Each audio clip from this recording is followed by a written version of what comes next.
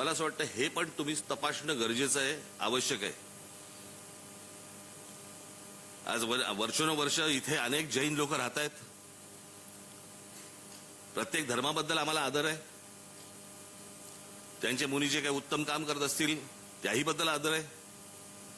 पण काही जण जे आहेत त्यांच्यातले काही मुनी हे भारतीय जनता पक्षाच्या गच्छपी लागलेत आणि गच्छपी लागून तिथे ते राजकारण करण्याचा प्रयत्न करतायत, ज्याच्यामध्ये तुम्हाला अडकवून ठेवतायत. तो एक जण कोणतरी आहे, तो त्याला मुनी पण म्हणत नाहीत. कोणतरी एक जण आहे त्याला मुनी पण म्हणत नाहीत. एक कुरळ्या केसाची इथे दाढी बिडी काहीतरी घेऊन फिरतो, त्याला इथे कुरळे केस आलेत.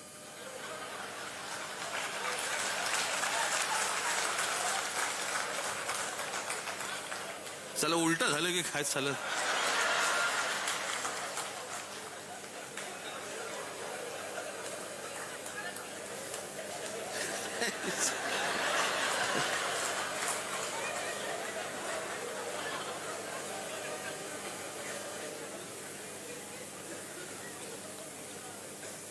आम्ही हातात बांगड्या नाही भरल्या. मराठी माणसाचं मनगड पाहिलंय का कधी?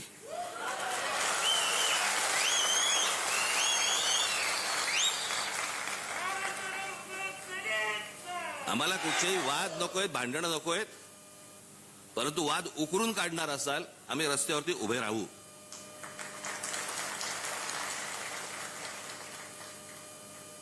मला त्यातले काही जण भेटायला येणार आहेत. मला त्याला मी त्यांच्याशी बोलीनच. कसले पांढरे पट्टे मारताय, कशासाठी मारताय, कुठून आले नवीन?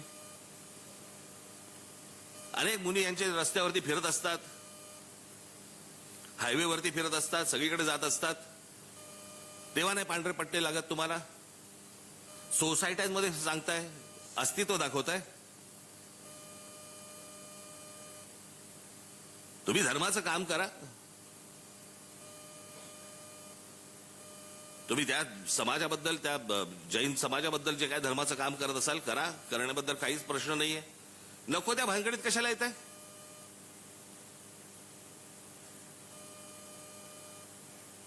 मध्यंतरी तो कबुतराचा विषय काढला होता, आता हा पांढरा पट्ट्यांचा विषय. आणि हे राजकीय पक्षांच्या नादी लागून करतायत. सगळा जैन समाज असा नाहीये, पण हे जाणून बुजून. आणि मला तुम्हाला हेच सांगायचंय की या सगळ्या याच्यामध्ये तुम्ही सगळे उतरता, आपलं डोकं फिरतं, आणि त्याच्यामध्ये तुम्हाला या एका विषयांमध्ये, अशा गोष्टींमध्ये तुम्हाला गुंतवून ठेवायचं ज्याच्यामध्ये भावनिक सगळे विषय काढायचे. आणि ह्यांचं काम हे वेगळ्या तऱ्हेने चालू असतं. तुम्हाला इकडे बघायला लावतात आणि ह्यांचं काम इकडे चालू असतं. ही गोष्ट तुम्ही लक्षात घेतली पाहिजे, गांभीर्याने लक्षात घेतली पाहिजेत.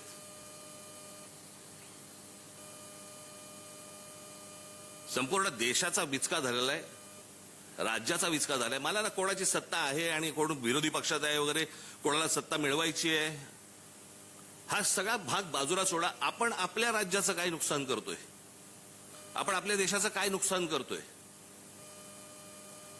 आज बेरोजगारीचं प्रमाण इतकं प्रचंड मोठ्या प्रमाणावरती वाढलेलं आहे. काही लक्ष आपलं तिकडे?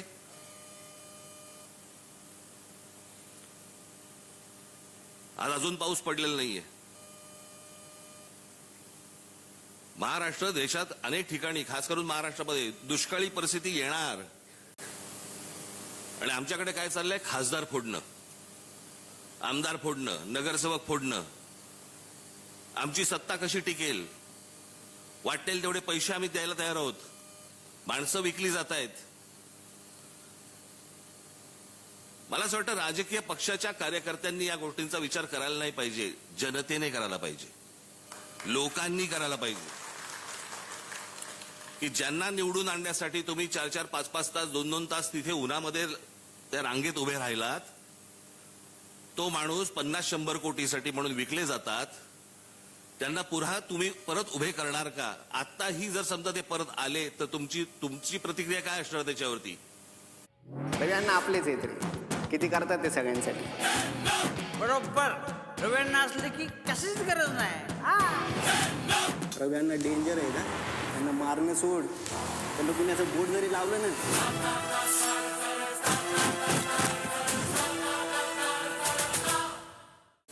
आणि हे ज्या प्रकारचं राजकारण आता महाराष्ट्रामध्ये देशामध्ये जे सुरू आहे, भविष्यातल्या येणाऱ्या पिढ्यांना आम्ही काय सांगणार आहोत? आम्ही विकले गेलो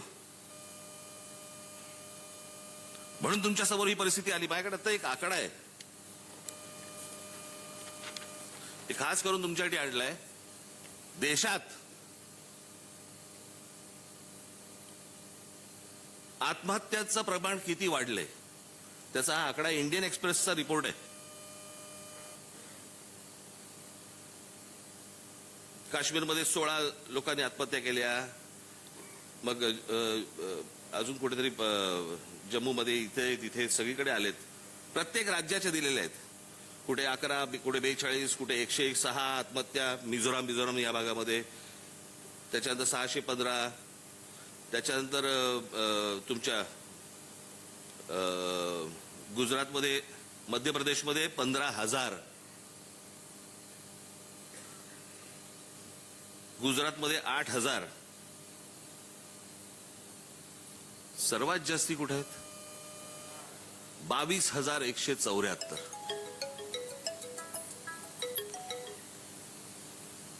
आज शेतकरी आत्महत्या करतायत, विद्यार्थी आत्महत्या करतायत, नीटचे पेपर फुटतायत. या नीटला जेव्हा आणली त्याच वेळेला आपण विरोध केला होता.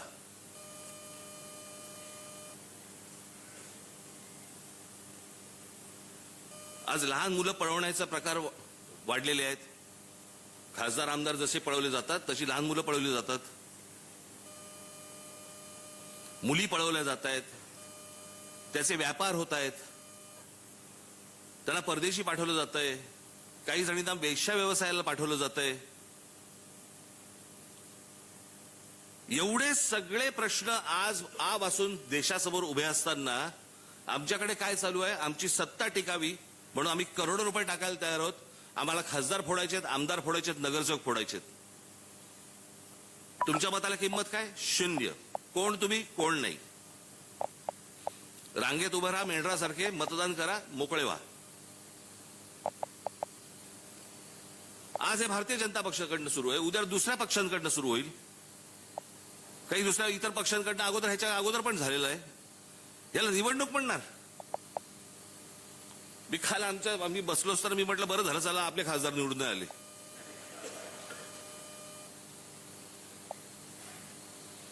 पण या पळवापळवीच्या राजकारणामध्ये आपण मूलभूत गोष्टी आपण विसरून जातो आहोत.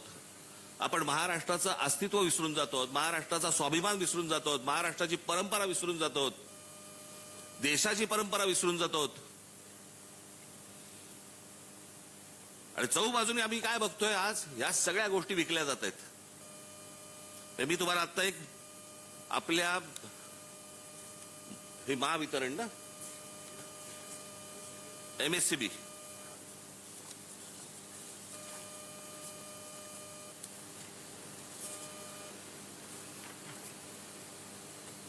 MSCDCL, Maharashtra state electric distribution, हा बरोबर, वितरण. त्याचा भारताच्या पॉवर मिनिस्ट्रीने आत्ता एक आकडा काढला. तुम्ही नीट लक्षात ठेवा मी काय बोलतोय. इथे माझे चॅनलवाले असतील त्यांनी जर नीट, पत्रकारांनी नीट बघावं. हा माझ्याकडे आत्ता रिपोर्ट आलाय. या भारताच्या पॉवर मिनिस्ट्रीने जाहीर केलेला रिपोर्ट आहे MSCDCL ची. 100 पैकी महाराष्ट्राला किती गुण मिळाले असतील पॉवर डिस्ट्रीब्युशन मध्ये? तुम्ही राजकारण नीट समजून घ्या मी काय बोलतोय ते. किती गुण मिळाले असतील? 100 पैकी किती गुण मिळालेले असतील महाराष्ट्राला? 1.5%. 1.5 गुण मिळाले. 1.5.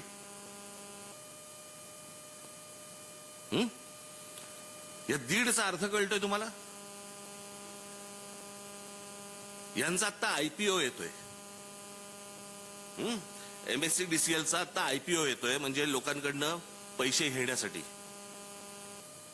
ज्याला 1.5 मार्क आहे त्याच्यात कोण गुंतवणूक करणार मला जरा सांगा? कोण येणार गुंतवणूक करायला? फक्त. म्हणजे हे एकदा ताब्यात आलं संपूर्ण महाराष्ट्राचं डिस्ट्रीब्युशन की महाराष्ट्राची वीज हे अदानी ठरवणार. तुम्हाला कोणत्या भावाने विकायचंय, तुमच्याकडची कशी मीटर तोडायची आहेत तुम्हाला कसं तुम्ही जर पैसे नाही भरू शकलात तर कसे तोडायचे, अंधारात कसं ठेवायचे, ह्याचे सगळे उपाय सुरू आहेत. मुंबई ठाणा महाराष्ट्रातल्या जमिनी तर देतातच आहेत, जंगलं दिली जात आहेत. तुमची वीज ही देखील दिली जाणार, उद्या पाणी दिलं जाणार. गुलाम आहात का तुम्ही? यांच्यासमोर आम्ही भिका मागायच्या आणि मग हे काय करणार? पुन्हा परत तुम्हाला आंदोलनामध्ये गुंतवून ठेवणार. हे चक्र कसं फिरते बघा. परत तुम्हाला आंदोलनामध्ये गुंतवून ठेवणार, मग लोक आपल्याकडे येणार की आमच्याकडचे भाव वाढले, मग त्याच्यावरती आपली सगळ्यांची आंदोलन होणार, आपलीच नाही इतर पक्षांची होणार, आणि मग आपलं लक्ष तिकडे आणि ह्यांचं लक्ष SIR वर.